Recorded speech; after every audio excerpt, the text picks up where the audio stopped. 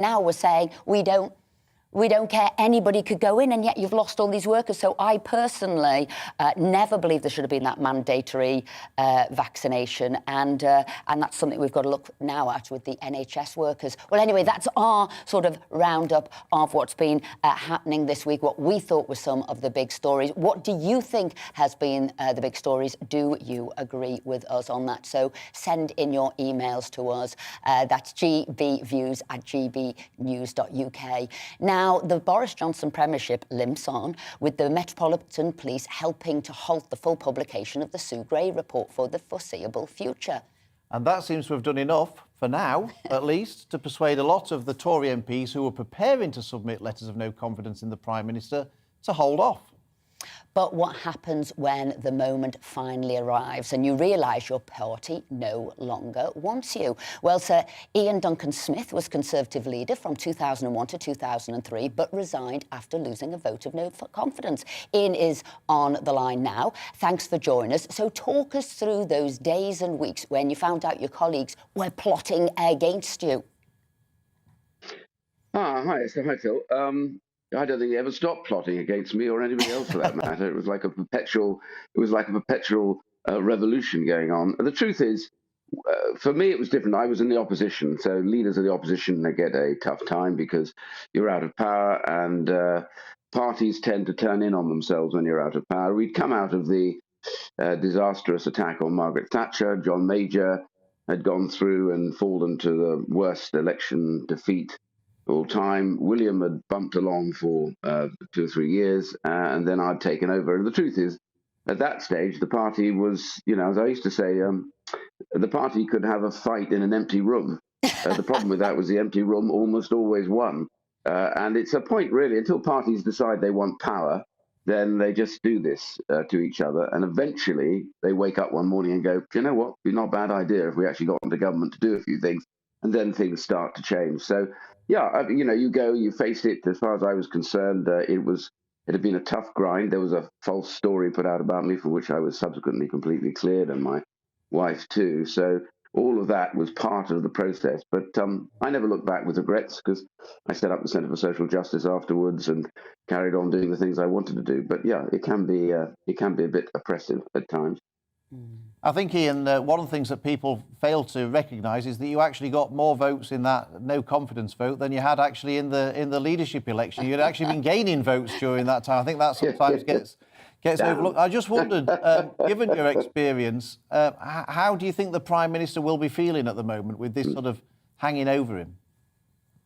Well, any leader that finds their party's doing this will feel beleaguered. There's no question about it.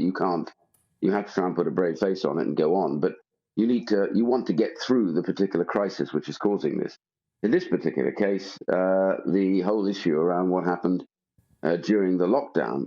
I was listening to you, Esther, earlier on about things that we shouldn't have done during lockdown, and one of the things, well, first of all, I was concerned about the nature of the lockdown, certainly after the first one, but it was this ridiculous restrictions around funerals and visiting your loved ones and dying relatives. This was ridiculous, frankly, and it's because of that we are now in this situation. Because, of course, it was very hard on people, unnecessarily hard, to stop people attending funerals and things, and that's why this problem has arisen. It's a subject of what happens when you crack down and impose things on people to such a degree that it damages their natural form of decision-making and their lives. And I think that's where the problem exists. And so what changes do you think the Prime Minister needs to make if he's going to be able to carry on in his job? Are you with Lord Frost, that he needs to kick out all of the socialists and green fanatics and all the rest of it out of number 10? Well, I would put it like this. The Prime Minister needs to pause and think about what we were elected to do with that overall majority. We were elected not just to get Brexit done, but to deliver the benefits of Brexit, which is really critical. So, for example, we need to get free ports out there, double quick time with full tax relief. Nothing better to level up than to stick free ports in an area attracting new business investment. We should have done this by now. We should have put one in Scotland. We should be offering one to Northern Ireland. I produced a report back in April for the government on regulatory change and reform. If we get this right now, we're outside the EU, we could release hundreds of billions of pounds into infrastructure investment from the private sector, not constantly from the taxpayer. Huge potential resources, new markets, metal tech, trials, nutraceuticals in the medical side, which are even bigger than the city. Real opportunity for us to make the UK really competitive.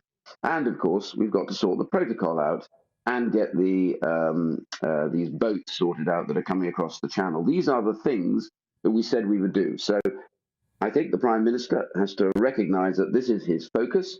I believe that is where he is, in a way, heading right now, and to clear out all the other stuff that exists, go for the policies that people voted for us for, deliver on those, and I think we'll find that the electorate will go, great, well, they did what they said, let's give them another term. Now, when you say it like that, follow your manifesto, what you were voted in on. It sounds, all so easy, but people get sort of swept away. Hence, Lord Frost is wanting to sweep out those advisors who are pulling him in the wrong direction. But I know I've caught you in a coffee shop in your constituency this morning. You've been out and about speaking to people on the ground. And what are they saying? Are they as angry as all the front pages are about the Partygate, about the police investigation now? Or are they like you, looking for things to be solved, sorted out, as you say, the people coming across the water from France to Dover, making sure, you know, the energy doesn't go too expensive? What are they wanting? Well, it's really the latter. I have to tell you, I think many people out there are just heartily sick and tired of this incredible focus that's going on around this one issue. Many of them face serious issues in their lives. They want to get them sorted out. They're worried about things like migration. They wonder, you know, what are the benefits of Brexit? Let's see them. All these things are important to them. Daily lives don't resolve around what happens necessarily in the interworkings of Downing Street. They just want to know that the government knows what is necessary, what they voted for, and deliver it. And I think that's the key thing. Sometimes what happens when governments come in with big majorities, they think sometimes, well, we can do anything we want. And the answer is, no, you can't. You need to focus on the things that you were elected to do and get those done. And I think this is a moment where we just have to remind ourselves that we've had this. I mean, to be fair to the government, fair to the Prime Minister, COVID has been a terrible blow to government. It's put us back on some of the things we should have done. But that gives us more reason now to use this as an opportunity to say, right, let's accelerate, prioritize all these things that really affect daily lives of people, improve their incomes, give them better business choices, give them opportunity, better housing. All those things are really important to people. And that's what they're talking about. I've had a number of them say, I'm sick and tired of all of this. Don't you people do anything else but bang on about the same issue. Get on and govern. Ian, while we've got you, you've been incredibly robust about Russia and China. And I just wondered if you could share with us what you think the government should do if it does get to the point where Russia do invade Ukraine. Well, number one, as you know, I've been sanctioned by the Chinese government. So all my family and I, if we had any investments, would have them curtailed. And almost certainly, if we go to a country which has extradition, then they would possibly put a red notice on us and get us arrested, ready for extradition. So all of that is a fact. For what? For calling out the fact the Chinese government has been committing genocide without question, using slave labor in China to a huge industrial scale, redolent of what happened during the Second World War under the Nazis and the Germans in the West. And so we have to take what I consider now to be this new axis of totalitarian states, China, Russia, Belarus, possibly also Iran and others. We have to take that seriously because our values, the way that we govern, the way that we live our lives, the freedoms that we take for granted in the UK and abroad are really under threat. And the problem is countries like Germany and others have become so dependent, in their case, on Russia for gas that they would literally bypass all their allies in the East just to be able to get greedily that gas. And with us, it's our dependency on Chinese goods that stop us really going after the Chinese on these issues. So we need governments in the West to get together now and decide that they can't go on allowing themselves to be as dependent on these totalitarian regimes. It's time we brought some of this manufacture back to the UK, invest in countries, maybe like India, much more, where they have a democracy, at least they have the rule of law. Our problem is we've literally failed to look at this properly. We've got to make big changes. If they invade Ukraine, I think it is a threat to the way we live our lives. It is a threat to NATO. This is a democracy. It's a country that has the right to free choice. And there are no such things, these ghastly Soviet spheres of influence, that Putin, who's turning out to be one of the most ghastly dictators that you can possibly imagine, should have his way on. So we must stand up to him on that. And we've been giving them arms. I wish the rest of the European Union now would actually back up what the UK and America are doing. And one final point, Phil. It always takes the Democrats in America a long time to figure out who their real ally is. And eventually it's a crisis that does it.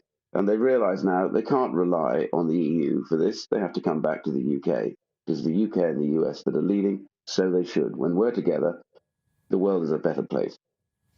Ian Duncan-Smith, thank you very much indeed for joining us this morning. Pleasure. Coming up, we find out more about a bill to boost British Sign Language. Stay with us. Hello, good morning. Some very stormy weather across northern parts of the country this morning. Some very windy weather to come through the day today. An area of rain pushing southwards, but it will turn a little bit brighter later on. Now, we've got this cold front, some very tightly packed isobars, and it's this that's bringing some very strong winds across northern parts of the UK through the day on Saturday. Stay tuned to the latest forecast. Through this morning, we'll have widely gusts of 50 to 60 miles an hour, perhaps 70, possibly 80 miles an hour. The Met Office have issued an amber wind warning for northeastern parts of Scotland, where we could see some really damaging weather through the course of the day today. Now, skies will brighten through the day as this cold front slides southwards. Some sunny spells and a few showers feeding through, but very blustery throughout the afternoon, so certainly not feeling like 10 to 12 degrees on the thermometer. Even further south, it will be milder, but there will be more of a breeze than we've been used to of late. Now, the worst of the winds will continue at first through Saturday evening before easing away. And then we have a ridge of high pressure building in. So what that means is the skies will clear.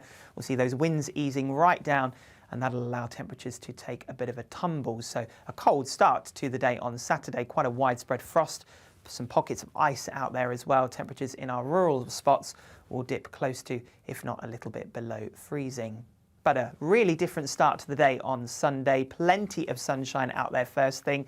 Sunshine getting to work on that frost. But through the day, we will see the skies turn hazier across the north and west as that cloud starts to filter in. So a fine day for much of England and Wales, but a much wetter and windier picture for Northern Ireland and much of Scotland. The risk of some hill snow here as well. And later, as this area of low pressure feeds in, we will see some very strong winds starting to develop once again. So the Met Office have issued further warnings for Sunday's weather. As we take a look through the week, it stays fairly up and down. Those temperatures a little bit up and down too, perhaps a bit milder by Tuesday. Goodbye.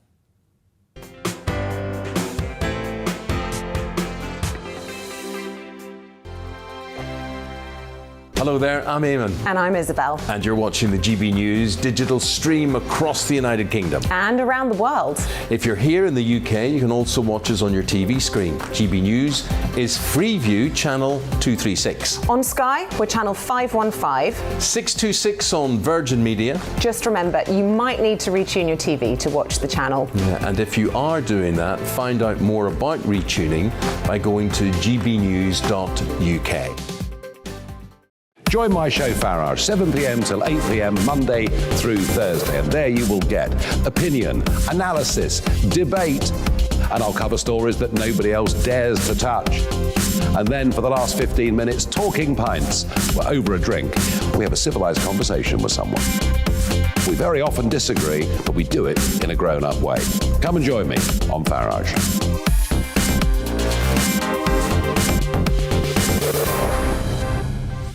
I'm Dan Wootton. Join me Monday to Thursday from 9 to 11 for the feistiest and most fun news debate on TV, where free speech reigns. I'll bring you a sharp take on the day's biggest stories, bombshell newsmaker interviews, and A-list guests.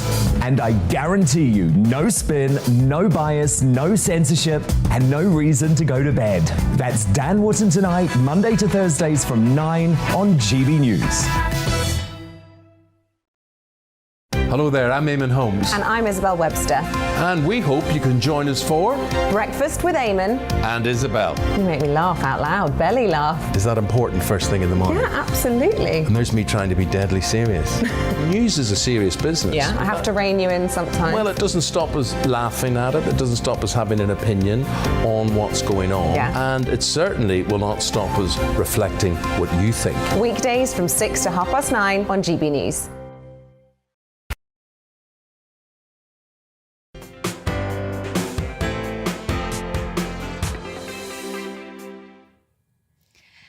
Hello, this is the Saturday selection, and Gary Webster emailed in. You do that by going to GBViews at gbnews.uk, and he said this: everyone is asking the wrong questions. It's not about whether Boris or anyone else for that matter broke lockdown rules. It's why the people in the UK were subjected to such draconian restrictions that should be the focus of our anger. To prevent people from seeing dying relatives was inhumane. In time, we will look back on this period as an abject failure on the part of the government to uphold our personal freedoms. And that is what I was saying when I was talking about what news item had caught my eye, and that was all of the care homes opening up and all relatives could go there. And obviously Ian Duncan Smith was saying exactly the same thing. We did all these lockdowns, and the fallout of that is still happening. Right. Well, every week on Saturday Selection, we like to speak to an MP who is trying to get a private member's bill through Parliament. Yesterday, Labour's West Lancashire MP Rosie Cooper stood up in the House of Commons and spoke passionately about something that she really believes in, and that is the British Sign Language. So she stood up in the House. She's taking it forward as a private member's bill, and that's what MPs can do. They can go into sort of, whether it's a lottery at the start of the year to try and get their private member's bill selected, or you can try and bring it through the House when you get a possible chance to do that. But we've got now Rosie Cooper. Her campaign has been backed by the actress and Strictly Come Dancing winner, Rose Ayling-Ellis, who people will remember inspired so many of us with her performances on the dance floor, despite being profoundly deaf. We're pleased to say Rosie Cooper joins us now. Rosie, why is this campaign so important to you? It's very important that we unlock the potential of every deaf person in the country. And all of that is lost if people can't communicate. Once you can communicate, you can have access to education, work, all the good things of life all come from being able to communicate with your fellow man. And deaf people, deafness is an invisible thing, so you can't see somebody's deaf, so it's so easy to ignore them, not have good participation. And, you know, I saw the way it really affected my parents' lives. Really good, hardworking, intelligent people who struggled every day to actually have their place in the world. They did, and, you know, more power to their elbow, but it is a tough thing. You grew up in a household with profoundly deaf parents. So for you, this has been a long journey to try and get the British Sign Language recognised. It is. I've been an MP for 16 years and never at any time have I drawn a private member's bill. And I'm coming to the end of my career. And, you know, I was drawn first out the bag, but with the Commons rules and regulations, the person who's actually drawn first goes last on the list. So that, of course, meant that my bill was last. And everybody said it had no chance of passing. So I'm grateful for everyone who's helped. And it is a right and just cause. As I said at the end of my speech yesterday, this isn't about politics. This is about doing the right thing. And yesterday, right across the chamber, they spoke as one, and Parliament was at its best. We made a difference to the lives of deaf people from here on in. So never mind looking back for the centuries BSL has existed. Here, from now onwards, deaf people will be able to have their language recognised, their legal rights, and people will be required to accommodate them.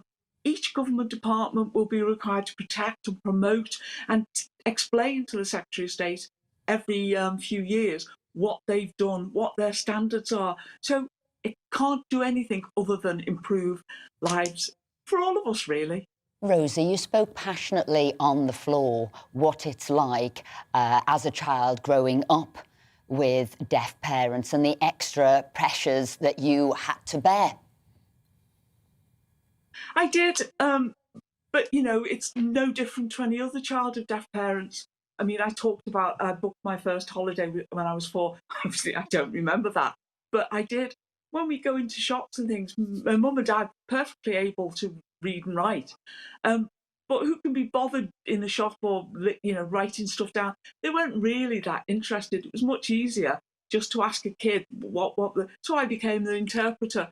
So as I say, booked my first holiday then.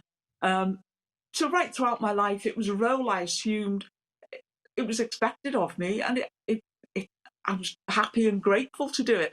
I learned so much, but the truth is, children grow up faster and have much more pressure on them. They have to be bigger than their years, and whilst it's life shaping as well as character building, but it's not really that fair, is it, to a kid? Rosie, many congratulations on getting your bill through the second reading. I mean, for people who don't know, it's a shark-infested waters trying to get your bill through a second reading of a private member's bill. So you and everybody should be, very proud of what you've achieved there.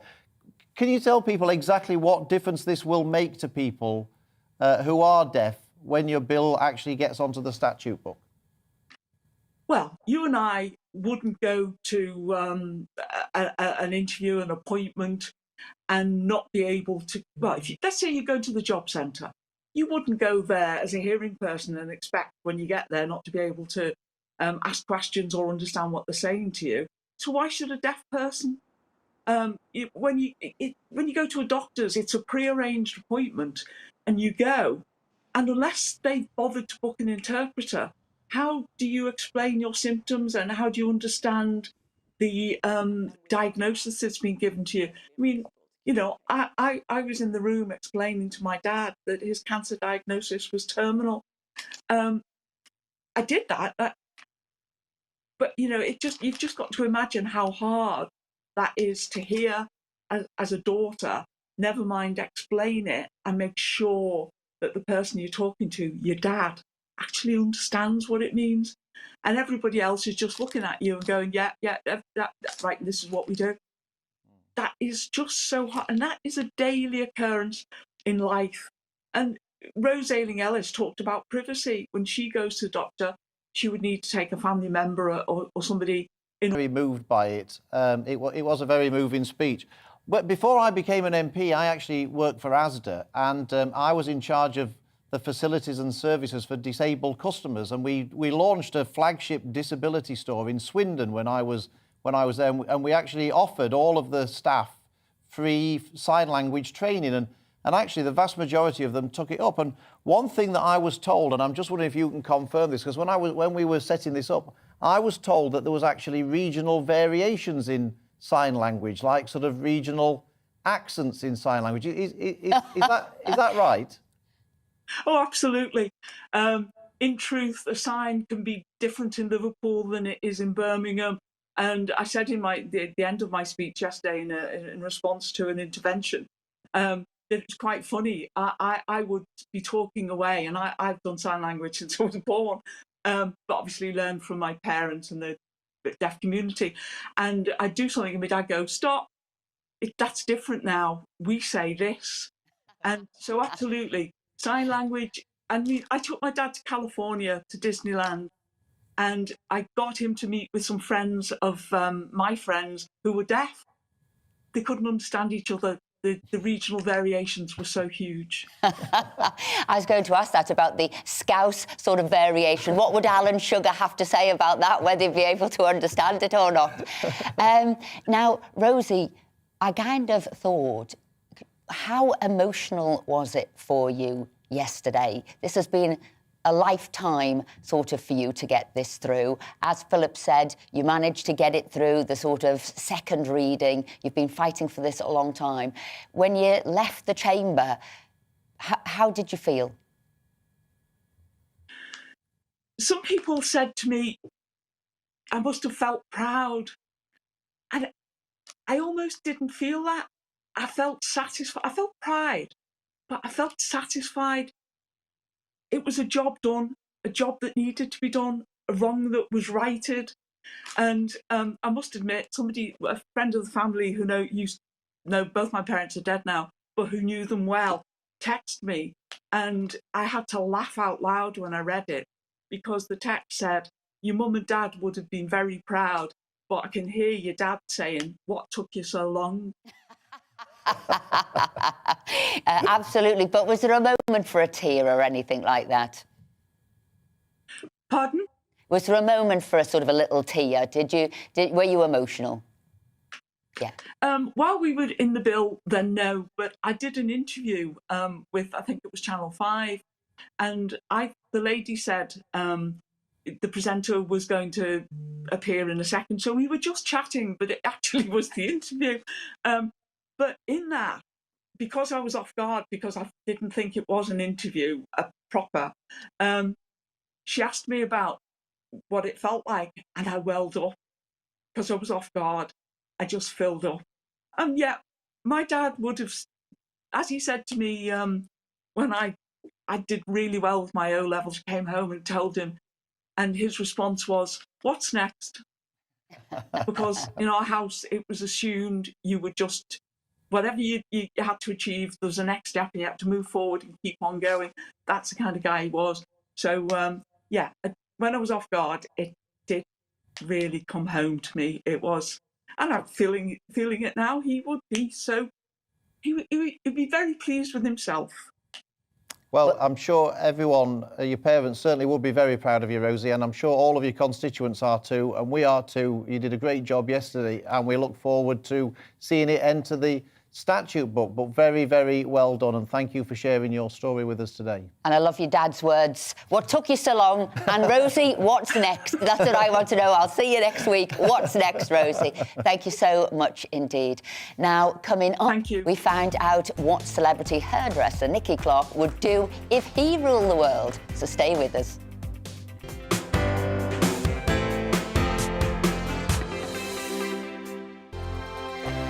Hello there, I'm Eamon. And I'm Isabel. And you're watching the GB News digital stream across the United Kingdom. And around the world. If you're here in the UK, you can also watch us on your TV screen. GB News is Freeview channel 236. On Sky, we're channel 515. 626 on Virgin Media. Just remember, you might need to retune your TV to watch the channel. Yeah, and if you are doing that, find out more about retuning by going to gbnews.uk. Join my show Farage, 7 p.m. till 8 p.m. Monday through Thursday. And there you will get opinion, analysis, debate, and I'll cover stories that nobody else dares to touch. And then for the last 15 minutes, talking pints. We're over a drink. We have a civilized conversation with someone. We very often disagree, but we do it in a grown-up way. Come and join me on Farage.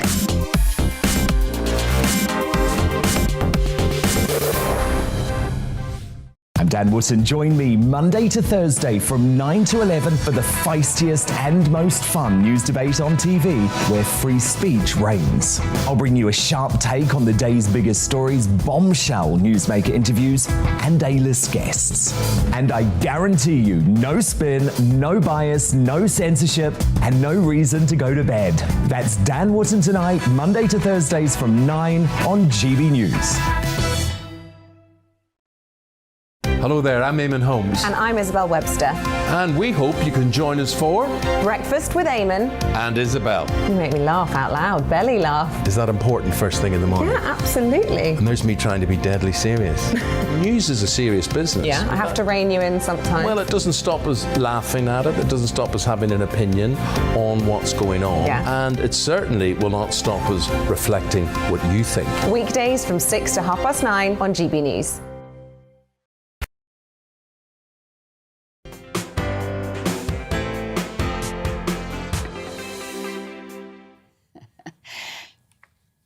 Welcome back. You're watching the Saturday Selection. We've got some GB views have come through. Angela says, I always thought IDS was a sound chap, like his politics. I would have him as leader. That ain't going to happen.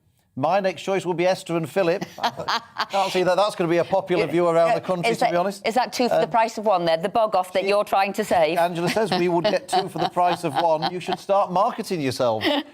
Angela, thank you very much indeed for that. I can't say that'll be a popular view around the country, though.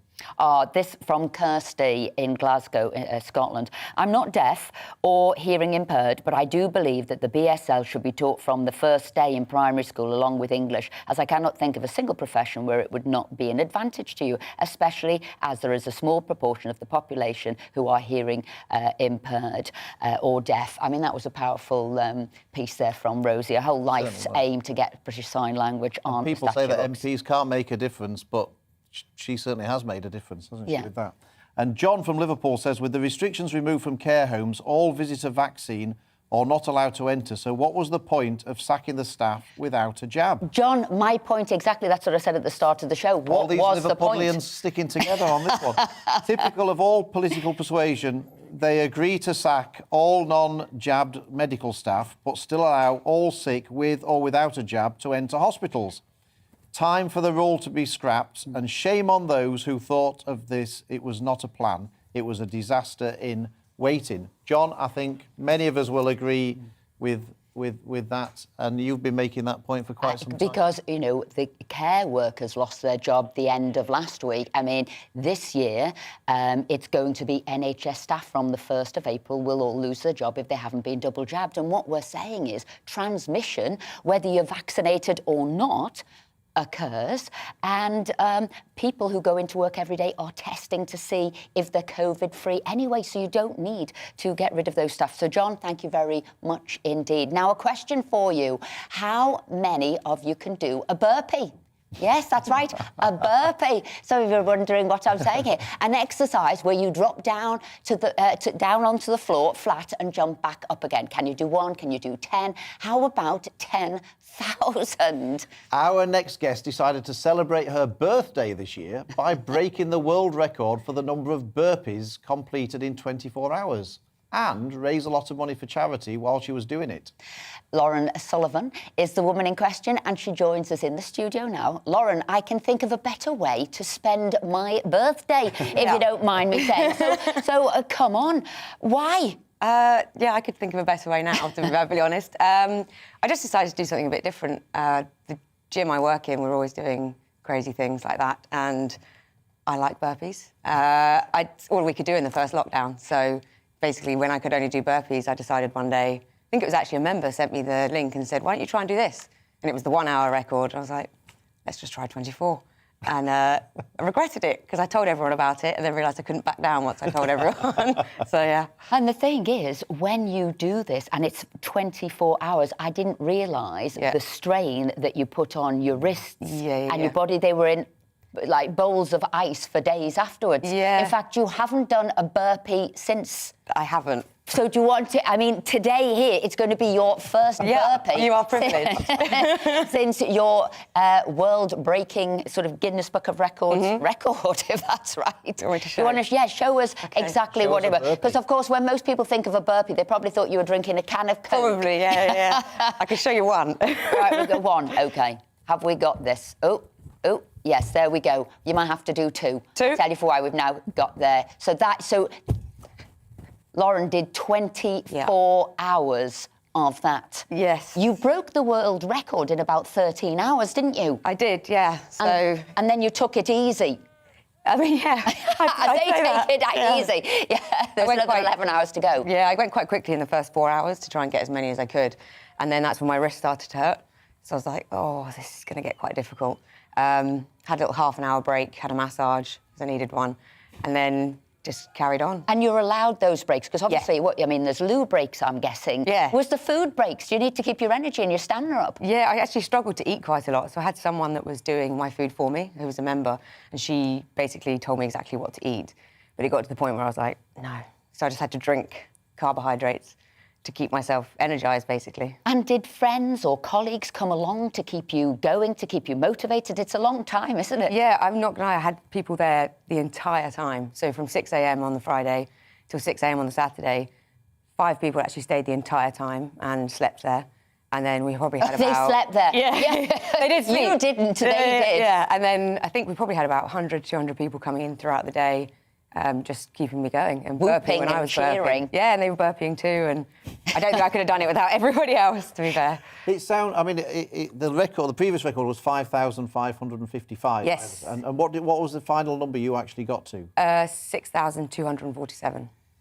So that's quite a big difference. How long does it take you to train for 24 hours like that? How much training did you do to get to that point? I probably did about 3 to 4 months of proper training. I'm training all the time. I'm training all the time anyway. What's proper well, training? like burpee specific. Like normally I'll just go in and So how many do hours? weights. How many hours? You know, how much do you do in the gym? How many hours a day? Or this is going to put me to shame. Like 1 to 2, maybe 2 hours. And then I did some sessions that were like 6 hours long. That's the most I ever did before I did it, because I thought it was really mental after that point. I'm not going to be able to train for 20 hours and think it, because if I trained for 20 hours, I thought I might hit the record before I've even done the event, so I didn't want to do it. But equally, the strain it's taken on your body. When could you next attempt a record? I think it'd be quite a while. Yeah, like I didn't think I get sore from training, but this was like nothing I've ever felt. My mum had to dress me for 3 days. It was like being a child again. And tell us about the charity you raised the money for. Yeah, so it's called Rock to Recovery. They're quite close to the gym anyway as an organisation. We've done an event for them before, which was 24 workouts in 24 hours, and we raised money for them then. And this just seems like it's a really important charity organisation. It helps veterans and those in the kind of blue light services. They're either still in, have left, their families. It gives them the support for kind of stress-related illnesses or feelings that they're having. And I just think right now that's really important. And sometimes getting that help can take quite a long time, whereas Rock to Recovery goes straight to the people. They get them the support. There's no limit on the number of sessions that they can have. If one person's stressed in a family, the whole family's affected. So they ultimately help the whole family and just give them as much support as they need. They never say, that's enough sessions. They'll just say, keep going, we're always here. And I just think that's really important. And for a smaller organisation, it's good to kind of give those people the support. So, yeah, that's why I chose them.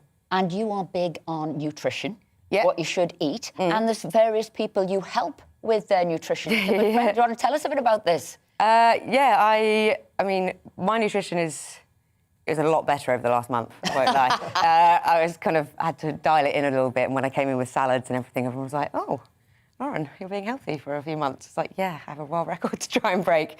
But obviously I'm a personal trainer, so clients and all that kind of stuff, I have to tell them, well, I give them advice in terms of what to eat, what to drink, what to do. Ultimately, it's their choice, but try and make it quite flexible. I'm not going to try and let people... Am I right? I heard a birdie tell me you sometimes give tips to a young tennis player we might know. Tennis player? Emma Raducanu. Oh, me, yeah. You know, I have a member in the gym. She's always kind of sending things over and asking me to get in touch. So, yeah, it's good. It's nice. Yeah, it's good to kind of give people the advice. I think a lot of the time there's so many mixed messages about things, so it's good to actually kind of say, actually, this is how it is. Kind of eat what you want within moderation. I certainly do the first bit. I'm not sure I do the second bit. That's the problem. Everything in moderation. Yeah, I certainly eat what I want. So what's next for you? I mean, are you going to try and beat your world record again, or are you going to? Are you going to? No. Are you going to try and beat another world record? That facial reaction gave you the answer, not at all. I'm not sure. I want to do an ultra marathon this year, so I've signed up for one of those in September, which is 135 miles, which should be quite fun. Fun. And then I think if anyone else decides to try and break a world record, I'll get involved, but I don't think it'll be one for burpees in quite a long time. But if somebody beats your world record... Oh, I'll try it again. Yeah, I got the impression that you... I got you the impression... Yeah, no, I'm going to have to keep trying. Yeah, exactly. Where does this competitive spirit come from? As soon as you said that, no, don't fancy doing it again, but if somebody plans to beat my record, I'll be right there burpeeing around. It's one of those things, you forget how much pain you were in at the time. And then I think I'd try and... Like childbirth. Yeah, it's literally a thing, isn't it? You forget and then you go back to it. So I think I'd probably try and do it again, but maybe 2 hours in realise it's quite painful. I'd be impressed. I'd take my hat off to anyone that tries it. It was difficult. I'm not going to try it. Do you want to do a burpee? Could you do it? Could you do... I could do a burpee, but can I tell you, in high heels this frocking with all There's the equipment on... Oh, is there? Yeah, What's the record? I might go for that one. No, it's most burpees in high heels in 24 hours, so it's by a man that did it. Oh, there you go. By a man? Yeah. Well, I'm really impressed. Lauren, fantastic. Thank you. Thank you so much for coming on. No worries. Congratulations Thank on you very your much for having world me. record Thank and you. for raising funds. And is your sort of Just Giving page still up and... Yeah, so it's a Team Fortitude page. So we've got that. So if you just type in burpee world record, team fortitude, rock to recovery, it'll come up. And yeah, please feel free to donate. We're at about £8,000 at the moment, so brilliant, really good. Yeah, well done. Excellent. Thank you for having me. Thank you. Now, have you ever wondered what you'd do if you ruled the world? What laws would you change? What would you do differently? Well, every week we like to ask a famous figure exactly that. And this week it's the turn of hairstylist to the stars, Nikki Clark. So, Nikki, welcome to the show. So imagine if you rule the world, what's the first thing you would do? I mean, I had so many of these things, but they all sound very kind of like sort of nothing in the end. I mean, I had things like, should all high streets become pedestrianised? I mean, I'm in St John's Wood and they've pedestrianised it. I thought, my God, this is great, you know. I mean, I'm trying to think of the downside of, you know, maybe access, people with disabilities maybe, but then I'm thinking, you know, if all of the roads near there, why aren't every single high street, literally just pedestrianised? You know, we get rid of cars. And then I sort of thought about things like, well, I should be making everybody have their hair done every week. You know, everything looks great. You know? I thought that's why you'd have a pedestrianised zone. Your hair would be a nightmare every day if everywhere was pedestrianised and you were walking everywhere in the way. So there was. He was thinking about that. Yeah. So everybody should get their hair done. Look fabulous all the time. Is that what it is? I think and I think it's quite serious. I mean, the point is, how wonderful will everybody look all the time? It's compulsory. You've got to go and have your hair blow dry or something. Thank you very much. Thank you very much. See the way you said a bit like you, Esther, and not you, Philip. No. If there was a law for looking fabulous, I'd be breaking it every day of the week, I can tell you. Now, you've never fancied ever going into a sort of politics or anything like that? No, always, hairdressing was always for you. Do you know what? It's so funny. I mean, I'm kind of blessed in this job, and you wouldn't really believe it, but I have a huge interest in politics, and I have sat in Parliament before, certainly the way you have, and I've actually done a number of things. But there was a point. I think I did the political show on the BBC once, and I think my business partner said, "You know what?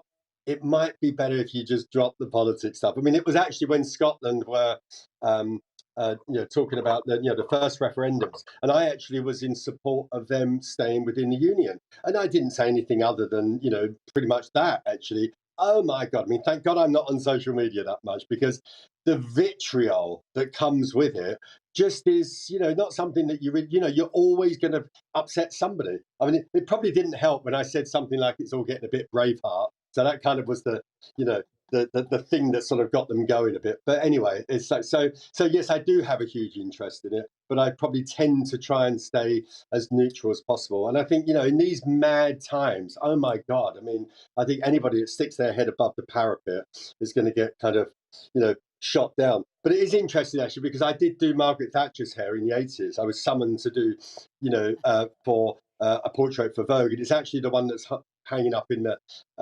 National Gallery now. And I remember before going, I come from a fairly kind of Labour-orientated family then. I mean, my brother and I are probably not that now, but I remember my sister being kind of, very sort of, oh God, stick the scissors in her and all of that kind of stuff. And actually, it was very interesting because my sister is a very a sort of famous writer, and she was asked to make a comment on the Thatcher trilogy books recently, and so she actually read all of them in order to get a kind of perspective, and you could see the dilemma that she was in, because here was somebody who she has never ever supported, but yet could see the problems that a woman faced. Certainly being surrounded by kind of Etonians all the time. So I think she was starting to have a little bit more compassion for her than she might have had before. But generally my politics sort of tend to be, pretty centre. Yes, I Tory voter, but of course I actually have certain times when I think the sort of the more liberal socialist side of capitalism in some way is really what probably is the best way forward, somewhere in the middle. I don't really want to be too far left or right, I think. So, Nikki, when you were cutting Margaret Thatcher's hair, did you Were you brave enough to tell her what you thought she should do when she was ruling the country? Did you give her your "if I ruled the world" ideas while you were Do you know cutting what? ahead? Do you know what? It would have been very tempting, but you know, she was surrounded by three secretaries, and I think, you know, whatever one thinks of her, you can't say she wasn't hardworking. I think at the time the problem. It was in the mid to late 80s, and I think the problems were with the football hooligans and stuff like that. And of course, I was with David Bailey, who was taking the pictures, who was determined to see how many times he could call her toots. I think, so, I mean, it was a fun day. I mean, I think I got all of about 12 minutes, of which I think 6 of them were spent trying to get the backcombing out. But no, I mean, it was just to be able to be in Downing Street for the first time. Then I actually did go later on when John Major was there as well. But no, it was. I think it was an iconic time for me to be there. Whatever one thinks of her politics. Now, you say she's hardworking, but to be fair, Nikki, you're hardworking. Started work at 14, you know, keep going. You're also eternally youthful, just got married recently again as well. So, I don't know, what is the secret to all of this, I don't know, striving, keep going forward? You've got a new range of products coming out. I mean, what is your secret? Yeah, I mean, I think it's, you know, it must be a kind of the work ethic that comes from being brought up in a council house in South London.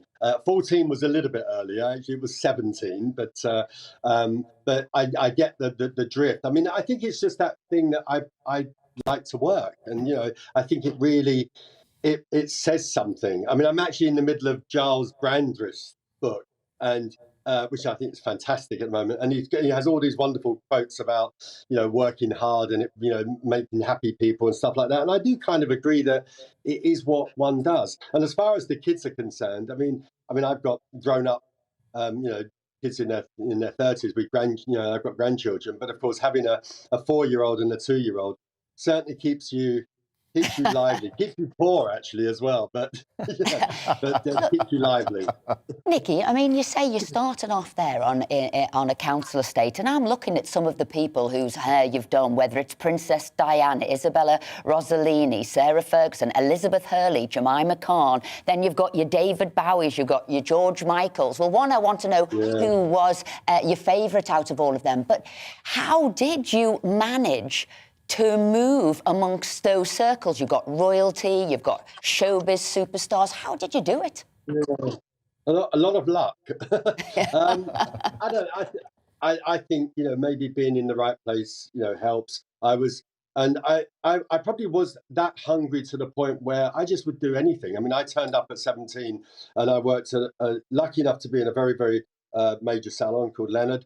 And, you know, I started picking up pins, sweeping the floor, polishing the brass. I was a great brass polisher, I have to say. And but I didn't mind whatever we did. When somebody said, "Oh, we're doing a shoot and it's going to go on till 1 a.m," I go, "I'm your man. I mean, I'm there." So, and I think you need to have a bit of a break, but you need to be, you know, there needs to be that vitality. And you know, I think I did Lulu as my first sort of celebrity, and I was about 17 or 18 years old. And you know, if you do things well, then people recommend, and it went on and on and on. And that's why I think it's just, you know, I have a very large list, and it's wonderful. And you talk about, you know, the favourites.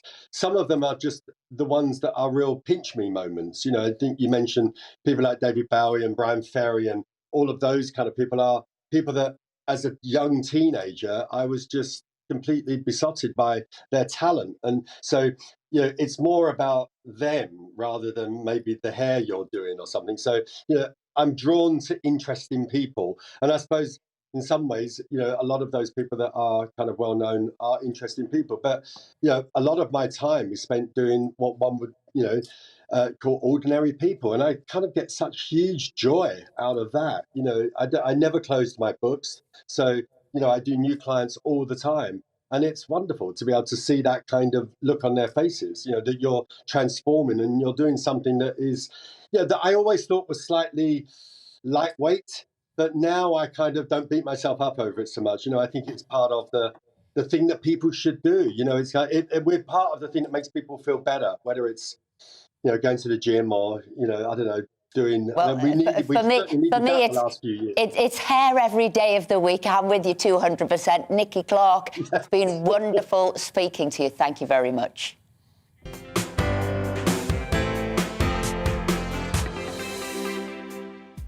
Coming up, we'll be going through today's top stories and finding out about the changes to the Highway Code. Don't go anywhere.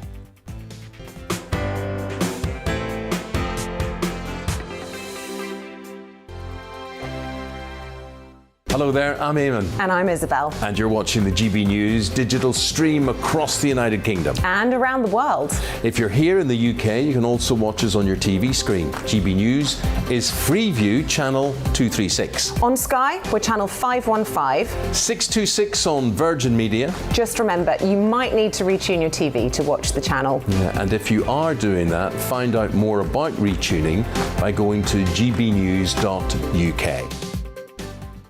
Join my show Farage, 7 p.m. till 8 p.m. Monday through Thursday. And there you will get opinion, analysis, debate, and I'll cover stories that nobody else dares to touch. And then for the last 15 minutes, talking pints. We're over a drink. We have a civilized conversation with someone. We very often disagree, but we do it in a grown-up way. Come and join me on Farage.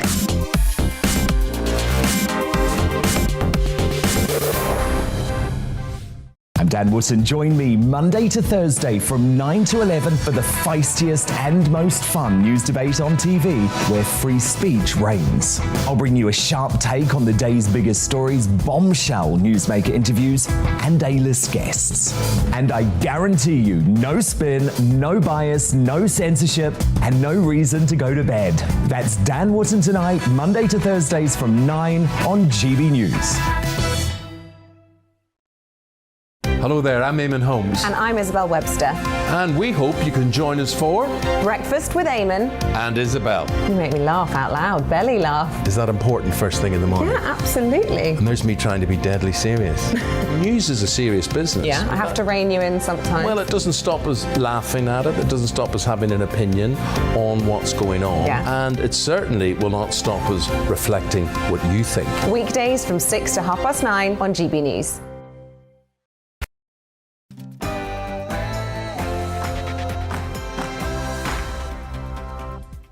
Hello, this is Saturday Selection on GB News with Esther McVeigh and Philip Davis. Coming up in the next hour of the show, we find out what the new Highway Code rules mean for you, whether you drive a car or not. And economist Justin Urquhart-Stewart is in the studio to explain the numbers behind the cost of living crisis.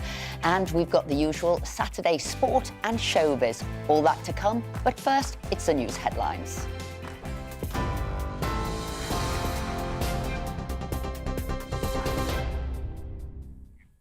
Very good morning. Just after 11 o'clock, I'm Polly Middlehurst in the newsroom. The Prime Minister will travel to Eastern Europe next week as part of efforts to prevent a Russian invasion of Ukraine. Downing Street says Boris Johnson's determined to accelerate diplomatic efforts and will speak to President Putin on the phone. He's set to consider a range of options to discourage Russian aggression, including fresh military deployments and bolstering NATO defences. Speaking to GB News, former Defence Secretary Ian Duncan-Smith urged the European Union to stand up to Russia alongside the UK and the US. If they invade Ukraine, I think it is a threat to the way we live our lives. It is a threat to NATO. This is a democracy. It's a country that has the right to free choice. We've been giving them arms. I wish the rest of the European Union now would actually back up what the UK and America are doing. Ian Duncan-Smith. Well, Boris Johnson could see the results of the highly anticipated Partygate inquiry, possibly as soon as this weekend. The long-awaited Sue Gray report looks into alleged lockdown parties at Downing Street and Whitehall. It comes as police deny delaying its publication, confirming their inquiries haven't been escalated to a criminal investigation, adding the timing of the report's release is now down to the Cabinet Office inquiry. Scotland Yard has also confirmed it's received all the evidence requested to complete their investigation. Ambassador Dick has shown quite clearly here that she does not lead, she follows. Her judgment has been woefully inadequate. And this is yet another huge failing on her behalf. A major overhaul of the highway code comes into force today, and there are concerns that millions of drivers are simply unaware of the changes, which aim to boost protection for cyclists and pedestrians. New guidance means traffic will have to give way when pedestrians cross at a junction. Cyclists should also prioritise riding in the centre of lanes on quieter roads to make themselves more visible. 141 cyclists were killed on the roads last year, more than 4,000 injured. Some 5 people every day actually die on the roads. So it's trying to say, look, the roads are there, they're there to be shared. Scientists say they've made a breakthrough understanding why some people with long COVID suffer particularly with breathlessness. A pilot study by researchers at Oxford University have used a special medical gas to identify lung abnormalities that aren't picked up during routine scans. The small study involving 36 volunteers showed oxygen wasn't being transferred into the bloodstream as smoothly as in regular people. A larger, more detailed study is underway now to confirm the results and to better understand how to treat the issue. Older people may have to go without food or heat this winter as energy bills continue to rise. That's according to Age UK. Nearly a quarter of people over 65 say they'll be forced to choose between heating their home or buying food if bills increase substantially, whilst more than half think they'll have to heat their homes less because of inflation and the soaring cost of living. Entertainment news. The US singer Joni Mitchell has asked the streaming site Spotify to remove her music back catalogue over COVID misinformation concerns. The Grammy award-winning musician says the site was allowing irresponsible people to spread lies that were costing people their lives. Earlier this week, her friend and fellow singer Neil Young removed his back catalogue from Spotify, reportedly due to its hosting of the Joe Rogan Experience podcast, which has been known to air anti-vaccine views. A beach in the Gulf of Thailand has been declared a disaster area after an oil spill from an underwater pipeline. Around 50,000 litres of oil has leaked into the ocean, spreading across an 18-square-mile area and blackening the sand. The Thai Navy is working with Star Petroleum Refining Public Company Limited, who are behind the leak, to clean up the beach and try to contain the mess. 15 ships, along with a number of aircraft, are working to contain the spill at sea with booms while spraying chemical dispersants. Ash Barty has won the Australian Open women's singles title. The world number one recovered from 5-1 down in the second set to clinch victory over first-time Grand Slam finalist Danielle Collins. She's become the first home player for 44 years to win an Australian Open singles title. And staying with the Australian Open, men's finalist Daniil Medvedev has been fined £9,000 over this outburst during his semi-final victory against Stefanos Tsitsipas. Shades of John McEnroe as the tennis player shouted at the umpire as he believed his opponent was being coached during the game. The Russian was fined £6,000 for unsportsmanlike conduct and £3,000 for using an obscenity.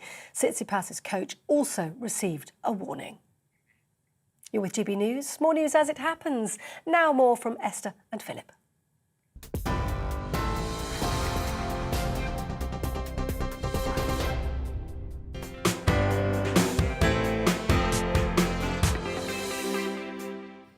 It's the Saturday selection here on GB News. I'm Esther McVeigh. And I'm Philip Davis. Coming up, we'll be finding out why the inflation figures don't tell us the full story when it comes to the cost of your weekly shop. But first, let's get a look at some of the stories that have been catching our eye today and also some of your GB views. The one I like this one. Listen to this. Good morning, Esther. This is from Patrick in Dublin. I love your accent and Liverpool wit. I think I have a crush on you. The trouble is, I'm 88. Maybe I should not make appointments my body can't keep. If only I were 6 months younger. Fantastic. That's cheers, Patrick in Dublin. Well, She'll probably still prefer you to me, Patrick, to be perfectly honest, 88 or not. Brian, who's a doctor, has written in to say, if the UK government, including opposition MPs, proceed with the dismissal of unvaccinated NHS staff, it will be a moral stain on British parliamentary policy making that will last for decades. I would like to know the vaccination status of all MPs. This would show the hypocrisy and duplicity present in British politics. Well, he's right. It's going to be a big week next week, and I'm going to let you into a secret. I believe I'm number one at PMQs this week. I've got the first question, and if you stay tuned, you might see that I will be asking that very point. I'm sure the Prime Minister's pleased to know what you'll be asking him on Oh, well, I might change the question in that case. No, I won't. Well, talking about Prime Minister's questions, there's an interesting article in page 7 of the Times where Sir Lindsay Hoyle, the Speaker, has told MPs to stop screaming and shouting in the Commons after video of a Conservative backbencher yelling and stamping his feet during Prime Minister's questions. It was just an interesting one because lots of my constituents say to me, you know, why can't you all be better behaved in the House of Commons and all the rest of it, you know, all this jeering and yarboo politics, and it's a real turn-off and everything. And the thing that I can't quite get my head around is that actually every other part of the parliamentary week, apart from PMQs, is just that. It's there's nobody speaking, it's sedate, quiet, it's dull, it's nobody's, and there's literally nobody watching it in the public gallery. I suspect there's nobody watching it on the TV either.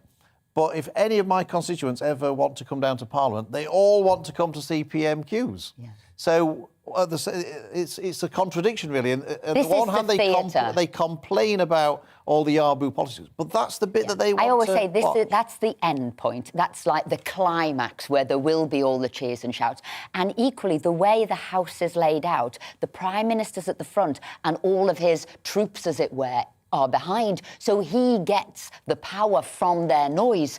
It's when they say, if everybody behind you goes silent, sit down, you're saying the wrong thing. So there's a reason it's set up that way to be noisy, isn't it? It is a bit like two sets of football supporters cheering on their own team, isn't it? And but I wonder if everyone was deadly quiet in PMQs, would so many people want to watch it? No. I think that too. Yeah. And this story here, Daily Express, today's Daily Express, page 11, and it is the wonderful Dame Joanna Lumley, and she sort of says, just get a grip, Joanna blasts. Well, she says, look, there's a difference between those who experience emotions such as grief and those who are properly clinically depressed. And she praised the sort of British stiff upper lip. She says we've got to get on with things, but there is a fundamental difference, and the two should not be blended between the two. I mean, she's somebody who suffers with depression there, and she does support a lot of mental health charities, but she said there's too many people now jumping on the mental health bandwagon when they are just going through those normal emotions of somebody passing away or losing your job or something going wrong. Really, really very different. Anyway, I see lots of people might have come out against her, but I see Piers Morgan is full square behind her on what she has said there, and so are we. Is that sort of part of the snowflake generation kind of thing, is it? Yeah, I think you've got to understand, of course you're going to be absolutely devastated if a loved one dies. Of course you're going to be if certain things happen. But that doesn't mean that you've got a mental health illness. Those are just human griefs, emotions that we feel. Mm. Now, I saw in the Daily Mail, page 45, there's a league table of the top taxpayers cough up an extra £510 million. And I think this is interesting. We've had this for a few years now, where they actually have a league table of who pays the most tax. And at the top is the Coates family, who own Bet365, who paid £481.7 million in tax last year, which is an amazing sum. But it reminded me, actually, a friend of ours, Patrick, actually, I remember telling us once that he thought that you should do more on this. We should perhaps give everybody the top 10 in this list, put them in the House of Lords, or give them a knighthood or something.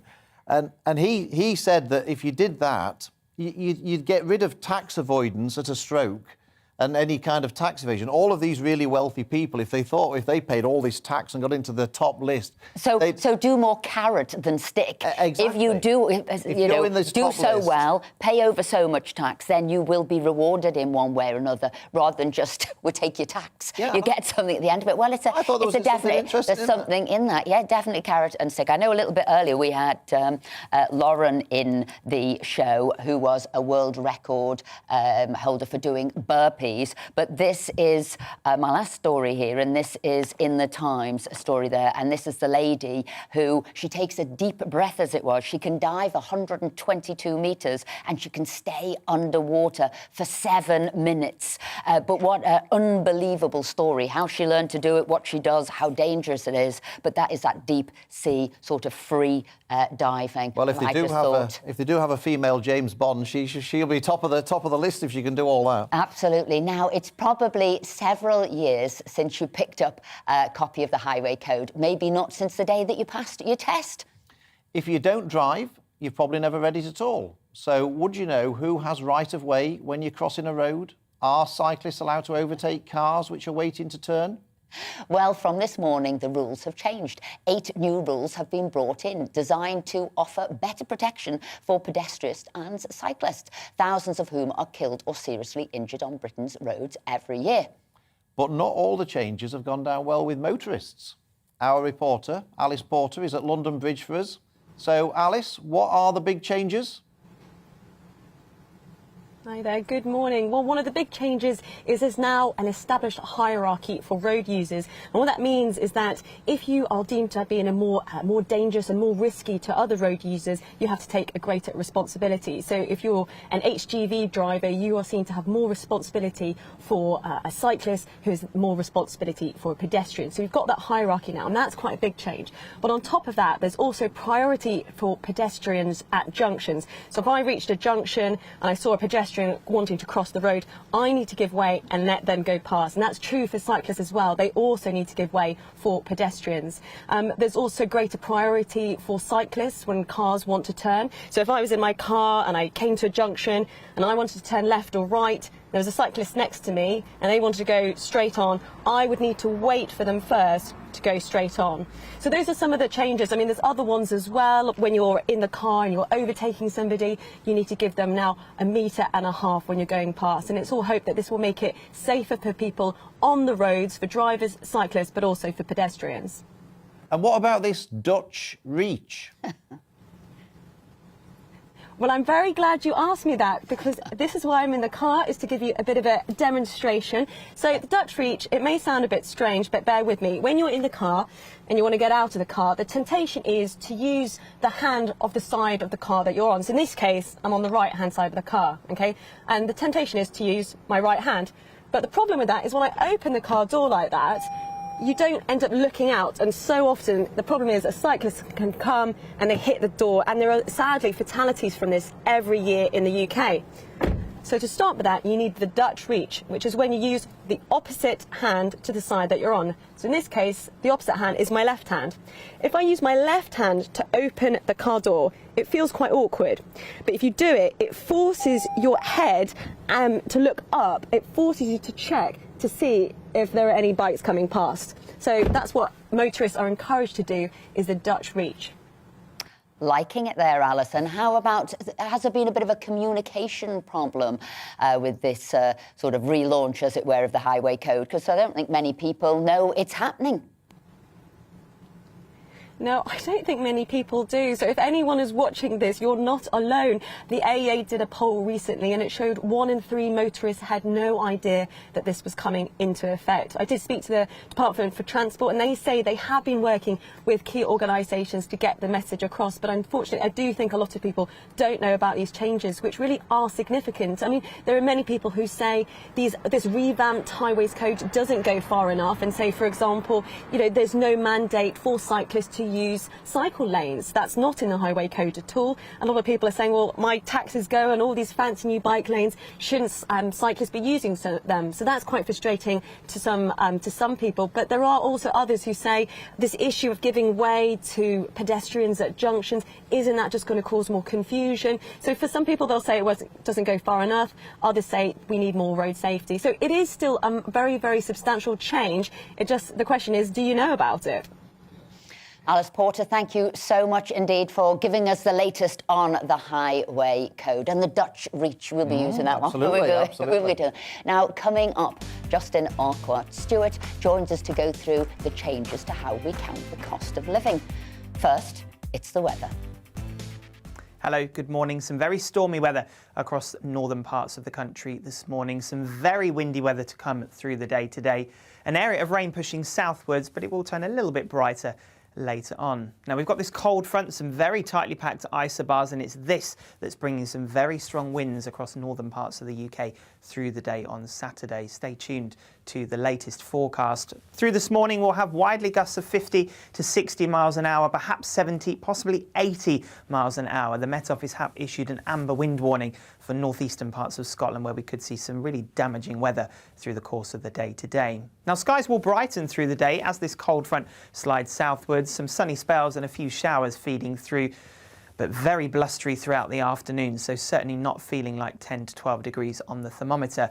Even further south, it will be milder, but there will be more of a breeze than we've been used to of late. Now, the worst of the winds will continue at first through Saturday evening before easing away. And then we have a ridge of high pressure building in. So what that means is the skies will clear. We'll see those winds easing right down, and that'll allow temperatures to take a bit of a tumble. So a cold start to the day on Saturday, quite a widespread frost, some pockets of ice out there as well. Temperatures in our rural spots will dip close to, if not a little bit below freezing.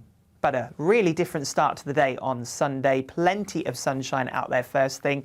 Sunshine getting to work on that frost. But through the day, we will see the skies turn hazier across the north and west as that cloud starts to filter in. So a fine day for much of England and Wales, but a much wetter and windier picture for Northern Ireland and much of Scotland. The risk of some hill snow here as well. And later, as this area of low pressure feeds in, we will see some very strong winds starting to develop once again. So the Met Office have issued further warnings for Sunday's weather.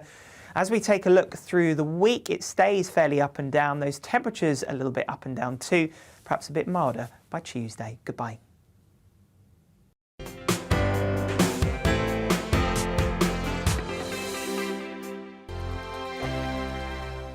Hello there, I'm Eamon. And I'm Isabel. And you're watching the GB News digital stream across the United Kingdom. And around the world.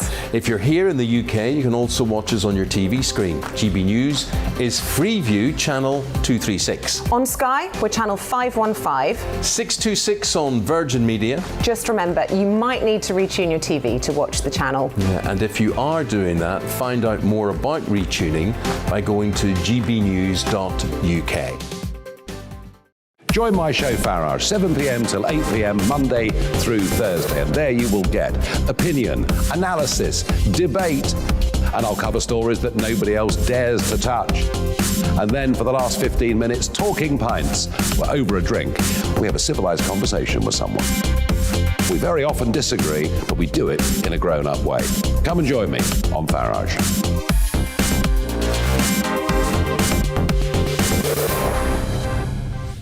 I'm Dan Wootton. Join me Monday to Thursday from 9 to 11 for the feistiest and most fun news debate on TV, where free speech reigns. I'll bring you a sharp take on the day's biggest stories, bombshell newsmaker interviews, and A-list guests. And I guarantee you, no spin, no bias, no censorship, and no reason to go to bed. That's Dan Wootton tonight, Monday to Thursdays from 9 on GB News. Hello there, I'm Eamon Holmes. And I'm Isabel Webster. And we hope you can join us for Breakfast with Eamon and Isabel. You make me laugh out loud, belly laugh. Is that important first thing in the morning? Yeah, absolutely. And there's me trying to be deadly serious.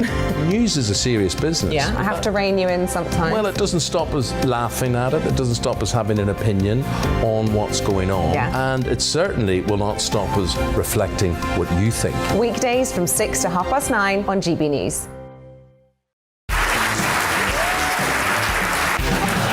My name is Andrew Doyle. Join me every Sunday evening at 7 p.m. for Free Speech Nation. This is a show where we address current affairs and news stories of the week with the help of two wonderful comedian panellists. I brought in comics because I want to give it a lighter edge, and also they work for less. See you there.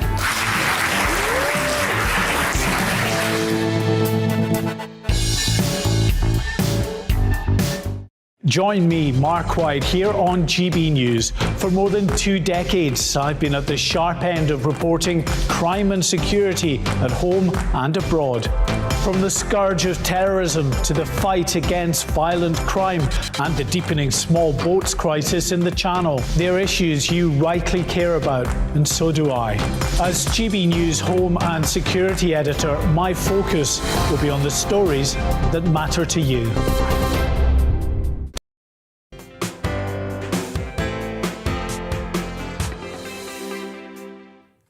One woman who's been in the news a lot this week is the food writer and activist Jack Monroe, who took to Twitter to criticise supermarkets for putting up the cost of basic foods by far more than the current rate of inflation. The Office for National Statistics has been listening and has agreed to update the way they publish inflation figures to make it more representative of what people are really spending their weekly shop, energy bills and petrol. But how will this work and what does it mean for you? We're joined in the studio by our resident financial guru, Justin Urquhart-Stewart. Firstly, Justin, Jack Monroe's been out talking about something called the Vimes Boots Index. So what is it and how does it work? It's her version, basically trying to make sure there's a proper measurement of what you will need. So the basics of actually eating, as opposed to some of the more unusual things you found included in the list. If you look at CPI, you'll find actually watermelons are included. I don't think it really goes down as one of those standard things one requires to actually get fed in Britain, so you can find a watermelon in the first place. No, so what she's done is pare it down to really the essentials that you have to have. You're going to have eggs, cheese, bacon, things like that, as opposed to the other things which are sort of almost add-ons. But it's very difficult. Where do you actually end this? Because some people would say, well, satellite television costs and things like that. Is that part of it, or is it now a key requirement? So she's trying to focus just really on it's food and power just to survive. Really what that is. Are you with her on that? It's all these. The trouble is we all have different rates of inflation. Now, as you get older, you have you take drugs because you need to. When you're younger, take drugs probably for other reasons. But as you get older, you're dependent on these, and they're very expensive. You can't necessarily always get them on the NHS. And so, with the younger ones, will have a lot more electrical goods, and they go down in price. So it's very difficult. So what she's trying to do here, I think, focus it down into what my key areas. And frankly, we could all try and do that. And it's only to actually sit down and work out actually how much am I paying per gram, and you could see proper price. You could turn yourself into a nerd doing this quite quickly. But very straightforward, I find, when I'm being lazy and actually having stuff delivered, I can quite easily see my regular things are there, and I start seeing every couple of weeks or so just how the changes are going. In my case, a slight embarrassment of wine bottles probably got in the way, but I found actually there has been really quite a significant increase. And put that together then with what we're doing with the power cap as well. We're warning people, but until you actually see these rises coming through and how much is actually left at the end of the month, well, the answer is nothing. So do you think the real rate of inflation is actually higher than the publicised figures? Yeah, I mean, which area you want to look at it. You go back at the production end. You'll often find now production input costs. I was thinking of one particular furniture company up in Norwich. They were talking about over 10 to 13% increases. And now, of course, that gets whittled away as you go through the system. We don't end up paying 10 or 13%, not yet, but it's very difficult then for those companies just to pass it on, which is why you're seeing now everybody putting up prices, because you don't want to be the last one suddenly sort of there's the headline, you put your prices up. Everyone puts the bad news out together now if you possibly can. And it's not, frankly, it's going to be very difficult for a lot of companies who, if they can't pass it on, their margins get squeezed, and therefore that ends up with you get more difficulties to the economy. So what we all should be trying to do is actually just trying to be, we're good consumers most of the time. We've got used to shopping around. We've got price comparison sites and all those things, although be careful of some of those as well. So you can actually start doing a bit more measurement yourselves on what sort of things can be replaced. Yeah. I was surprised as I went through the list. I was saying that apples had gone up, by a huge amount, 20, 30%. Pears had gone up, but That defies bananas, gravity, doesn't it? absolutely, but bananas had gone down. So I guess you're right. If you shop around, it will be the time, absolutely, to shop around. And you see self-raising flowers down, but rice is up. So there's lots of things. But I thought an interesting story was in today's Guardian, page 13, and it's why these staple foods or whatever, why is it's changing? And there's a whole host of reasons that things are changing. It is that overused phrase of a perfect storm, but it is that awful combination of issues. You can actually go back to a fundamental thing, actually to global warming, if you like, but we've had poor harvests in Canada, America, Ukraine and Russia. Ukraine's got its own issues, but certainly that's added. So all it takes is a certain just base commodities, that base price going up, and that ripples through the system. We all know about gas, because it's not just gas, it's everything that needs gas, such as food production. And of course, we've got that idiotic thing where we're running out of CO2. Hang on, we're in a world where we're trying to get rid of CO2, and yet we now need more CO2 because we need that in terms of key making of particular goods, but especially with your beers and things like that that require it. So everyone's going to be different with these things, and that's the only way you can try and actually bring it down to something which is you could start planning for. The other issue, of course, is you've got the pandemic has had an impact on it. That's upsets all the supply routes, and you often see now people saying, well, the cost of a container. And my sort of brother in Singapore, he runs a shipping business there. Containers there, normally about 2,000 for a trip on that. Now between 18 and 20,000. And that's a huge increase. So, again, that sort of thing that ripples through it. The problem we've now got to see with inflation, we're used to inflation being relatively low, and we can come back down again. How much of it is actually embedded? And once you start that process, and if you go back to the 70s, obviously you don't, but I remember sitting there with that sad git that I am, and you saw inflation reaching 25%. And seeing people then on a fixed monthly income for their pension scheme, if they've got an annuity or something like that, and so this is devaluing in front of you. 25% after several years, that means you've got very little left. So even the people who are doing their good financial planning, it's sort of, I didn't expect this.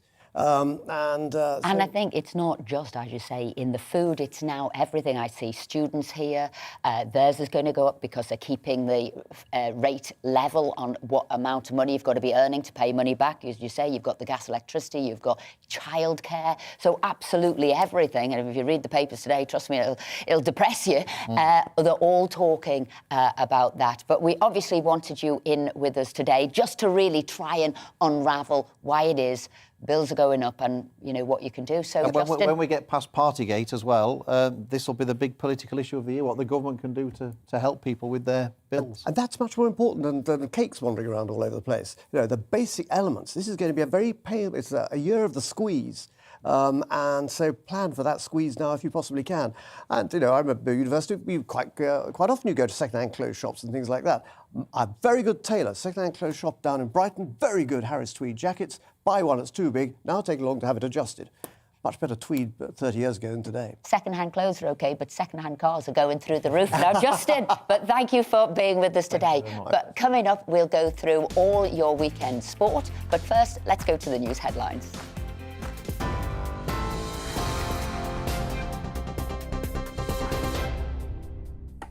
Just after 11:30, I'm Polly Middlehurst in the GB newsroom, and your top story today.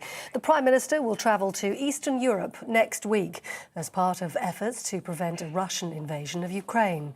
Downing Street say Boris Johnson's determined to accelerate diplomatic efforts and will speak to President Putin over the phone. He's set to consider a range of options to discourage Russian aggression, including fresh military deployments and bolstering NATO defences. Here, Boris Johnson could see the results of the highly anticipated Partygate inquiry as soon as this weekend. The long-awaited Sue Gray report looks into alleged lockdown parties at Downing Street and in Whitehall.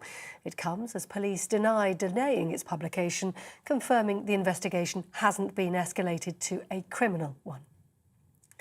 A major overhaul of the highway code comes into force today amid concerns millions of drivers are unaware of the changes. The new rules aim to boost protection for cyclists and pedestrians. Older people might have to go without food or heat this winter, according to research by the charity Age UK. Nearly a quarter of people over the age of 65 say they'll be forced to choose between heating their home or buying food if bills increase substantially. And the US singer Joni Mitchell has asked the streaming site Spotify to remove her back catalogue over COVID misinformation concerns. The Grammy Award-winning musician says the site was allowing irresponsible people to spread lies that were costing people their lives. And winds of up to 80 miles an hour are expected across Britain as Storm Malik hits over the weekend. Amber weather warnings have been issued for Scotland, Northern England and Northern Ireland, with the Met Office warning the storm could cause damage to homes, power lines and even transport. On TV, online and on your radio through DAB+, you're with GB News. We'll have more Saturday selection coming up next.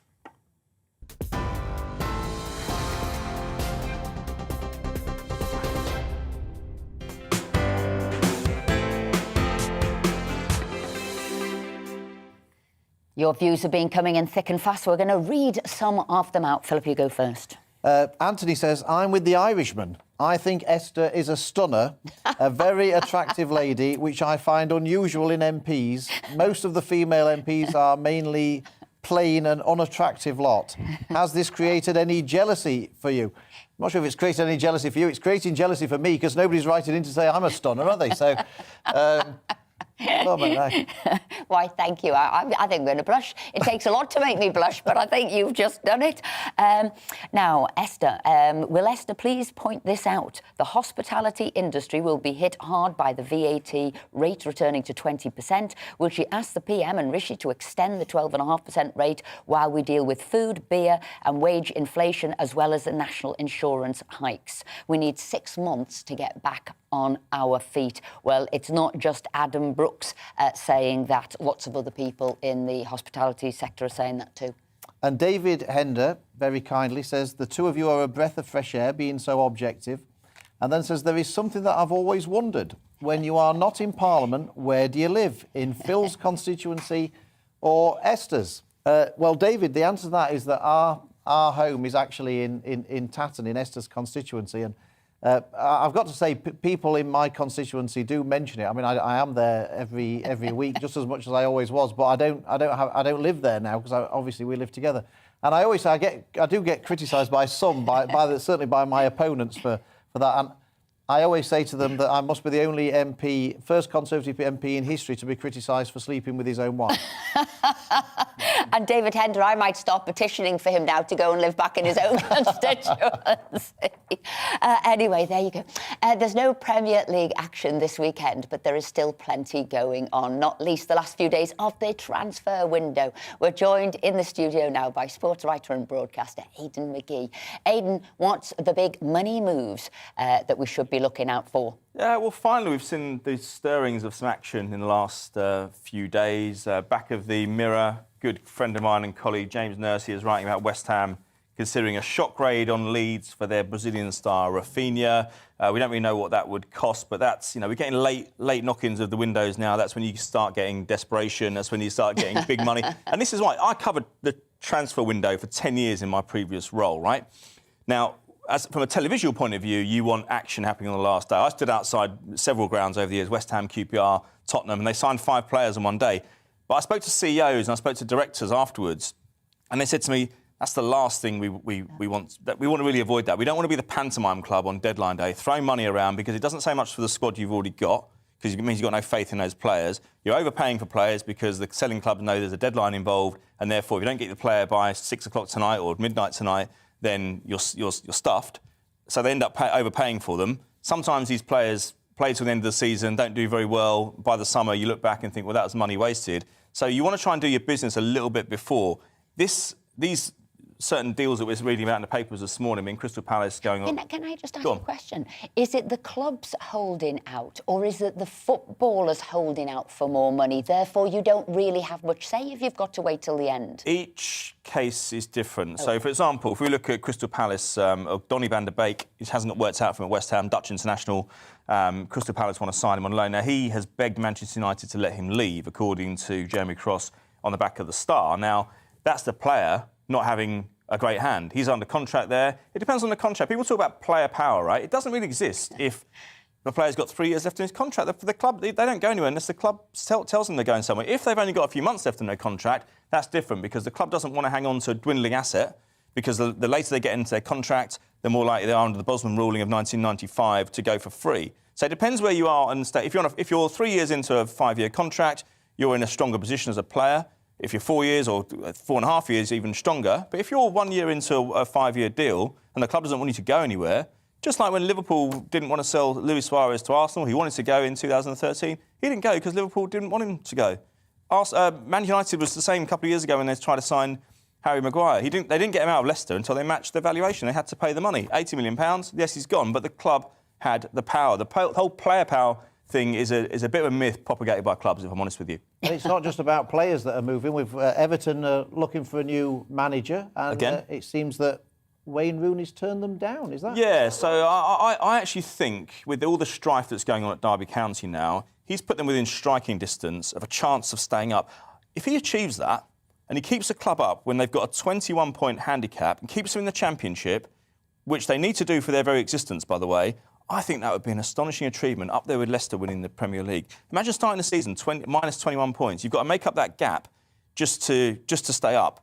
And I think he probably looks at it, looks at the fixtures remaining, and he thinks to himself, if I do this, I can name my job. Never mind Everton, I can probably go anywhere I want. I think he looks at Everton as well, and maybe it's a bit too soon for him to go there. He's playing there recently. He hasn't got a load of experience. Frank Lampard was the choice of most of the fans would want him, I think. It's a different assignment to what he's taken on previously with Chelsea and obviously Derby County before that, where Rooney is obviously now. The problem for Duncan Ferguson, who's the present incumbent, is that they're not playing this week, so he hasn't got a chance to impress. You know, if you're the caretaker, the only hope you've got is that you're the man you're the kiddie with the drum. So when you play the game, you've got a chance to do something. We're not playing until next week, by which time they could have a different manager in charge. So he's not really. The stars haven't aligned in his favour, but I think Lampard's going to get that job. If he messes it up, though, Philip, he could be on the managerial scrap heap at the age of 44, and nobody wants that. And it's the tennis, Australian Open. I was just going to say, Rooney, Evertonians might want him there. And just like me, as a Liverpoolian, I'd quite like Stevie G one day coming back to Liverpool. But you've got to pick your right time. Yes, well, Lampard went to Chelsea. It's like when Lampard went to Chelsea. I think he went there just a little bit too early on the back of a job in the Championship. But just talking about the tennis, which you mentioned, just saying, Ash Barty's just won the Australian Open this morning. So she is the first singles winner, of male or female, of the Australian Open in 44 years. That would have been about 3 months before I was born. That's how long ago we're talking. So we're talking. Lucky you. Yeah, exactly. We're talking about the men's side of the men's Australian players, great players like Pat Rafter, Pat Cash, Mark Philippoussis, Leighton Hewitt. They never won the Australian Open. They won lots of Grand Slams elsewhere, Wimbledon, French, US, whatever. They didn't win the Australian. So it's a big, big thing today for this very pleasant individual, Ash Barty, to win this morning. She won in straight sets quite comfortably, and she'll be elevated to hero status in Australia now, much the same as Andy Murray was back in 2013 when he won Wimbledon. And Medvedev and Nadal. Men's final. Yes. Now, it's funny, isn't it? We sat here, 2 weeks ago, talking about Novak Djokovic. Can he get to 21? He might sue over the prize money he was due to win. Well, he wasn't definitely going to win it. I mean, he's got to play some games first. As we know, he didn't get any, flouted the rules. He wasn't allowed into the country. Rafa Nadal was the only one who spoke any sense. He said, look, I am fully respectful of Novak Djokovic's position, but he has to understand that if he takes that stance, there will be consequences. Now, it's 2 weeks on, and Nadal is on the verge of Grand Slam number 21. Who'd have thought that? I mean, yes, OK, the achievements slightly diminished. We touched on it last week, didn't we, when we talked about the fact that Murray went out in the first round. He wasn't really fit anyway. Federer injured, Dominic Thiem injured. So it's a weaker field than normal, but he can only beat what's in front of him. But I still have a feeling for Daniel Medvedev, though. He's a US Open champion, don't forget. Should be a good game. And front page here of the Times magazine, Maro Itoje. Yeah. I'm a fan. I don't really know him, but I did a campaign for March the 23rd, a year after the lockdown and people supporting it. And he got on board and he supported us. Didn't know him, but I reached out and he got on board. But I love here that he's saying, doing lots of other things, what he's studying. He said, because you know what? A job in sport doesn't last forever. And he's thinking he's contemplating a job in politics. Yeah, I mean, look, it's a good way to position himself. You have to remember that rugby players don't earn anything like what the football players get. They would probably get a decent salary of, say, 100 grand a year if they play at good level. A lot of footballers in the Premier League get 100 grand a week. So he does have to think about his future. Rugby players projected as stars on the front of magazines. I don't think it's a new thing. All I was going to say, when he said, sporting doesn't last forever and he's thinking for a job of politics, I was going to say, Maro, politics doesn't last forever. You might be wanting another job. It's flighty, isn't it?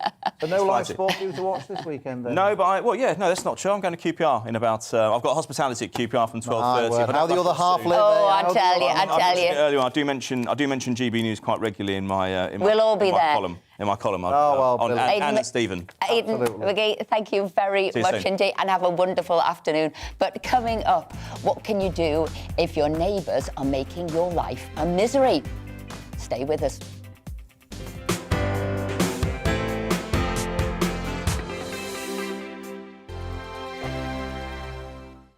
Hello there, I'm Eamon. And I'm Isabel. And you're watching the GB News digital stream across the United Kingdom. And around the world. If you're here in the UK, you can also watch us on your TV screen. GB News is Freeview channel 236. On Sky, we're channel 515. 626 on Virgin Media. Just remember, you might need to retune your TV to watch the channel. Yeah, and if you are doing that, find out more about retuning by going to gbnews.uk.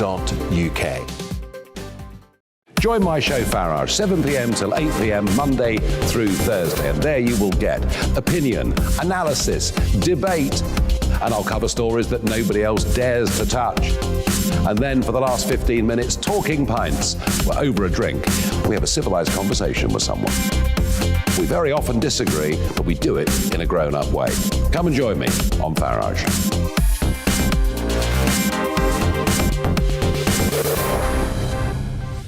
I'm Dan Wootton. Join me Monday to Thursday from 9 to 11 for the feistiest and most fun news debate on TV, where free speech reigns. I'll bring you a sharp take on the day's biggest stories, bombshell newsmaker interviews, and A-list guests.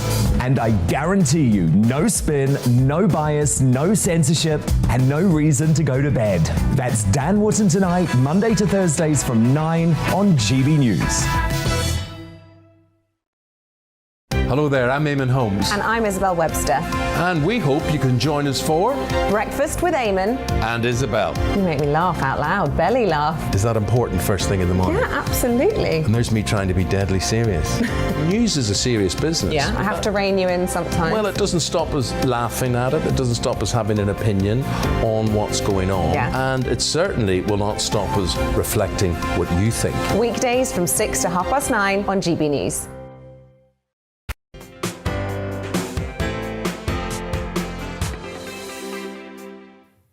Now, we've all had rows with the neighbours before, but what if it gets out of hand? What if their neighbour behaviour is so disruptive it actually becomes a threat to you and your family? Well, an MP in Nottinghamshire is helping his constituents cope with the rise of antisocial behaviour in his constituency. Lee Anderson, MP for Ashfield, joins us. Lee, give us an idea of what's been going on. Good morning, Esther. Good morning, Phil. Well, imagine this. I was contacted recently by an Ashfield resident, bought his council house over 30 years ago, worked hard all his life, raising his family, not broke the law, eventually become mortgage free. So, he's got his dream home. And then all of a sudden the council decide to move in a family who do not live by the rules, do not want to integrate in society. They create a nuisance of themselves, drug dealing, comings and goings at all hours, antisocial behaviour, noise, party until 3 a.m. But the good news is they can party till 3 a.m. because they don't have to get up in the morning and go and do a decent day's graft. Now, this ended up with the police being involved, with the council being involved, keeping diary sheets for a year, and eventually my constituent, along with 5 other members of the street, 5 other families on the street, all moved house. They had to move house because of one family on the street who were prolific nuisances. This has to stop, and I think a good way to start is with social landlords. Let's give courts extra powers, let's give police extra powers, and let's give local authorities extra powers, because quite frankly, some of these people that we're housing on council estates and in social housing are not fit to have this housing gifted to them. Lee, I mean, you've said for a long time that we should be making it easier to kick out bad neighbours and that it's too difficult to kick them out. So what do you do with those people? Would you not just be pushing the problem somewhere else? Well, we need a deterrent, Phil, and at the moment there's no deterrent, because what we do, we go a year with diary sheets, with threats of court action, with the council officers knocking on the doors, wasting time and taxpayers' money. Then eventually, if they are evicted, what happens? We move them on to the next street or into the next town. So we're already moving the problem a little bit further away into somebody else's backyard. So I say, let's get a little bit tougher. Let's have a real deterrent. So when people start acting the nuisance, acting the goat, and disrupting decent, hard-working people's lives in the neighbourhood, then they should know that if they carry on, they will be out on the rear very quickly. Lee, I'm with you. I've got people like yourselves, and these families or groups or individuals can terrorise a whole area. And conversely, I think you wanted to put forward ideas of how do you get a social home or a council home? Should you have to show that you've been a good tenant elsewhere? Should you be able to show that you can live well amongst other people? So, i.e., you get for good behaviour, you get a good council home. It's got to work the other way. It's not just about housing somebody anywhere. We're trying to promote good behaviour. Well, let's turn the clock back, Esther, to 1948. Phil might remember this. It might when he was a child. Seriously. He always says it. He always says it's me that ages him, Lee, but it's not. You've hit the nail on the head. He was born a long time ago. Well done. So 1948, let's go back to the socialist government of Clement Attlee, who introduced social housing. One of the great things that Labour government did at the time. Now, at the time, to live in a council house, these brand new council house, you had to have good character. You had to be in work. You had to pay your rent on time. And guess what? Every 6 months, somebody from the council were coming around, checking that your garden was cut, checking that your decoration was all in order, and checking that you was looking after your property. And if you weren't doing those things, you're out on your ear. And, fast forward 70, 80 years, and I'm sure now, poor old Clem, he'd be turning his grave. We've got houses being used by drug dealers. We've got drug dealers buying houses, we know that, or putting tenants in. They've got grows in these houses. They're creating all sorts of antisocial behaviour. Meanwhile, the decent, hard-working people in places like Ashfield and Eastwood who've scrimped and scraped and bought their council house or their social house are living next door to these feral families who are making their lives a misery. And I say it's time that decent people were rewarded with social housing, not these criminals, thieves, druggies, and whatever. Lee Anderson, MP for Ashfield in Nottinghamshire, thank you very much indeed for joining us this morning. And it's time for our regular look now at the world of showbiz. And we're joined in the studio today by showbiz reporter Hayley Palmer. Hayley, welcome to the show. So let's start off with something we were talking about last week, which was Adele. Why was the concert sort of cancelled? Bits to do with COVID. Philip said, I think there's more than meets the eye here. Why have you delayed it not for 10 days, but 3 months? So what is happening?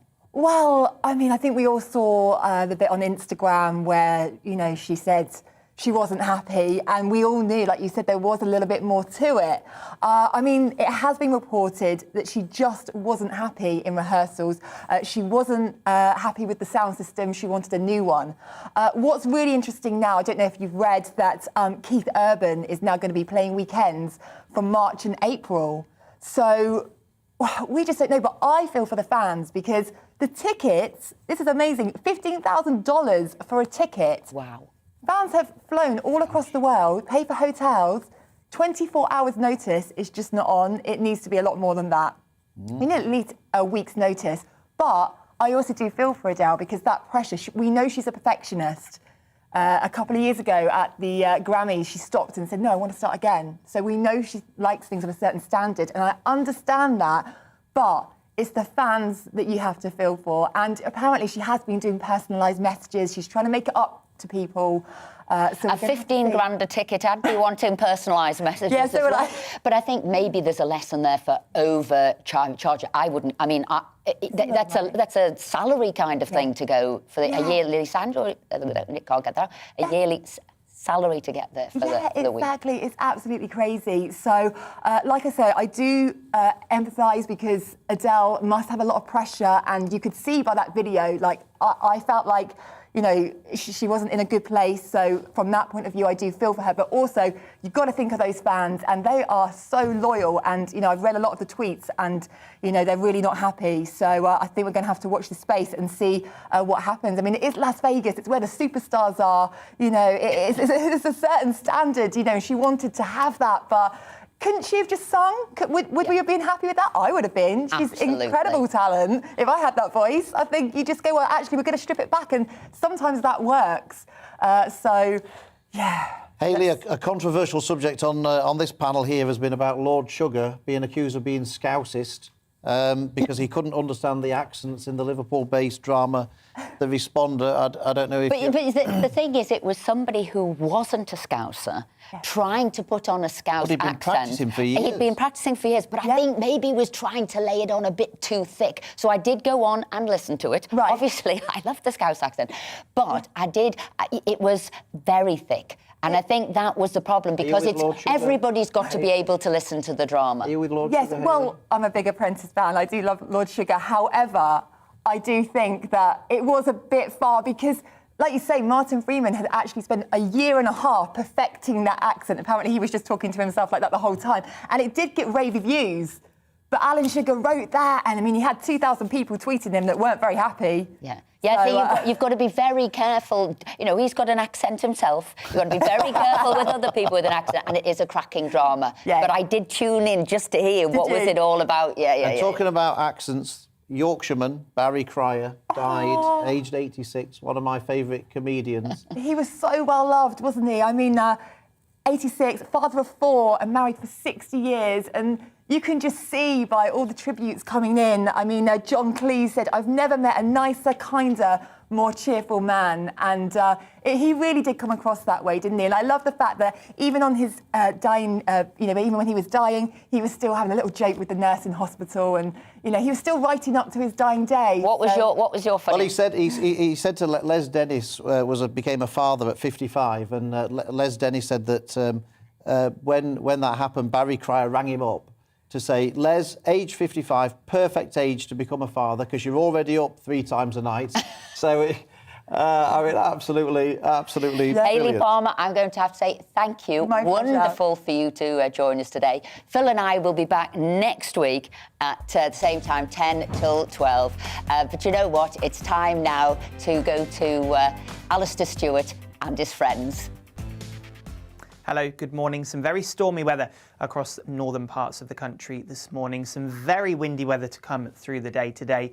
An area of rain pushing southwards, but it will turn a little bit brighter later on. Now, we've got this cold front, some very tightly packed isobars, and it's this that's bringing some very strong winds across northern parts of the UK through the day on Saturday. Stay tuned to the latest forecast. Through this morning, we'll have widely gusts of 50 to 60 miles an hour, perhaps 70, possibly 80 miles an hour. The Met Office have issued an amber wind warning for northeastern parts of Scotland, where we could see some really damaging weather through the course of the day today. Now, skies will brighten through the day as this cold front slides southwards. Some sunny spells and a few showers feeding through, but very blustery throughout the afternoon, so certainly not feeling like 10 to 12 degrees on the thermometer.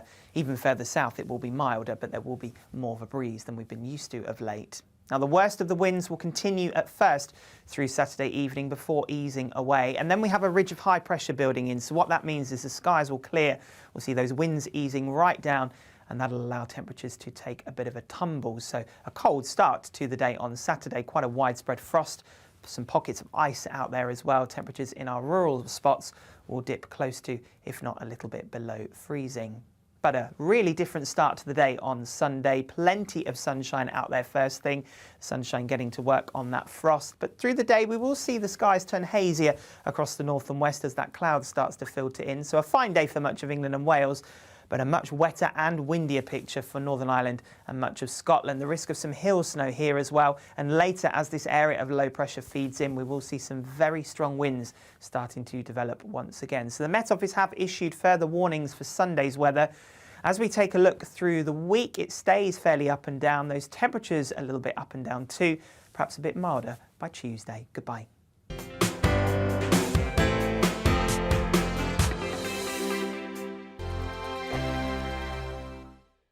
Hello there, I'm Eamon. And I'm Isabel. And you're watching the GB News digital stream across the United Kingdom. And around the world. If you're here in the UK, you can also watch us on your TV screen. GB News is Freeview channel 236. On Sky, we're channel 515. 626 on Virgin Media. Just remember, you might need to retune your TV to watch the channel. Yeah, and if you are doing that, find out more about retuning by going to gbnews.uk.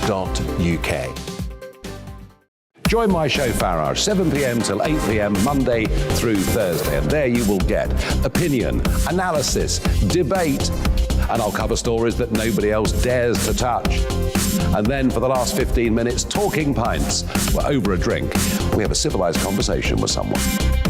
We very often disagree, but we do it in a grown-up way. Come and join me on Farage.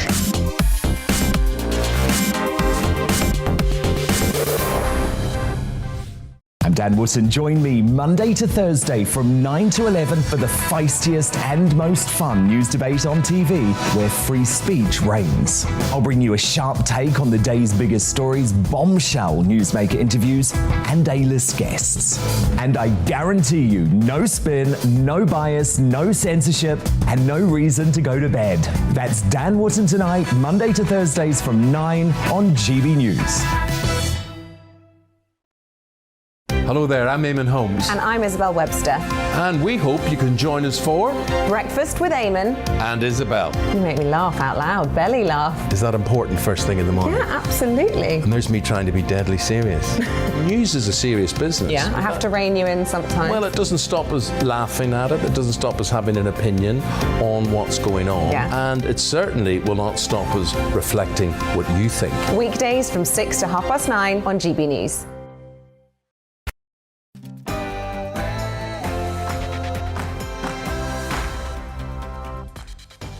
Hello and welcome. I'm Alistair Stewart, and for the next 2 hours I'll be keeping you company here on TV and on radio with the stories that really matter across the country. We've plenty coming up, including our big question today, that national insurance rise that's expected in April.